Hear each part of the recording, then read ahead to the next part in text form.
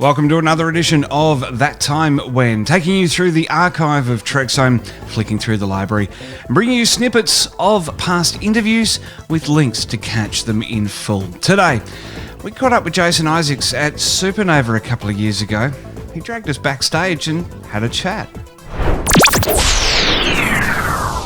Taking you back through the library of Trek Zone in a bite-sized podcast.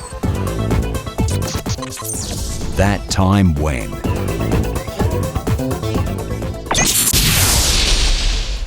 Jason, thanks for a little bit of your time here at Supernova. Let's talk Trek for 5 minutes. Okay.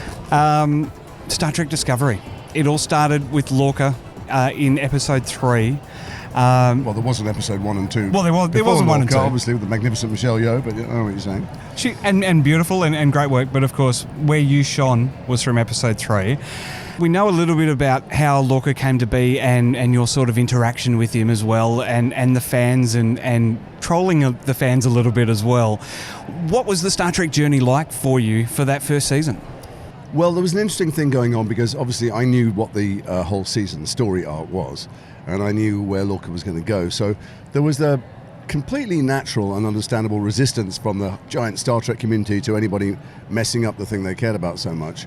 And that's a resistance that Next Gen had as well, enormously. And then there was the other thing going on, which was they said, what's this guy about? You know, this man is not a Starfleet captain. Clearly these writers don't know what they're doing. They don't know what Star Trek is all about. And that we couldn't engage with because we knew perfectly well that he wasn't a Starfleet captain, and that all the things he was doing, all the rules he was breaking, were illustrating their point. I knew, those of us involved in the show knew and know that the people in the writers' room are about 1,000 times more geeky than anyone you'll ever find anywhere on the planet. They'll argue for months over minute points of canon, whether it's soft canon or hard canon. You know, there's people in there who wrote the novels. There's people who can quote every episode ever made. So it was an unusual experience because it was fantastic to be part of and see this enormous Star Trek community and how passionate they are and how political they are. You know, how much. It was an eye-opener to me. I hadn't realised Star Trek was so political and so much about progressive politics.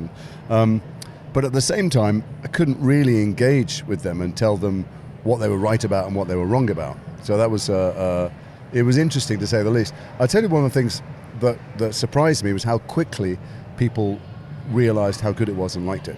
I remember Renee sent me a newspaper article from season 2, maybe, or even season 3 of Next Gen, where there was still a lot of haters going on. And within a few episodes of Discovery appearing, it was clear to most Star Trek fans that it was made by people who love Trek and love the principles it stands for as much as the details of it. So it was a complicated journey, but it was a joyous one because I thought it's so different from traditional Trek. You know, it's a single story over 15 episodes, and there's consequences. You know, characters, if somebody dies, you're still upset about it and you feel the loss 3 or 4 episodes later on. So it felt like we were doing something entirely new and yet entirely familiar. Was there any... Is that the longest answer you've ever had to a single question? Just curious. Possibly. It's pretty close. It's pretty close, but that's okay. I enjoy letting guests speak and ramble on. Well, but people are listening to hear you and they're not here to hear me. So... But Trek was off the air for a little over 12 years when Discovery came back, from Enterprise to Discovery. It wasn't out of people's... First of all, it wasn't out of people's minds who were fans. They watched it all the time, but also there were movies. There were multiple movies as well. Are you watching us on YouTube? Click the link in the description to catch this interview in full now. Maybe you're listening to us on your favourite podcast app. Then beam over to our official watch page and click the link there.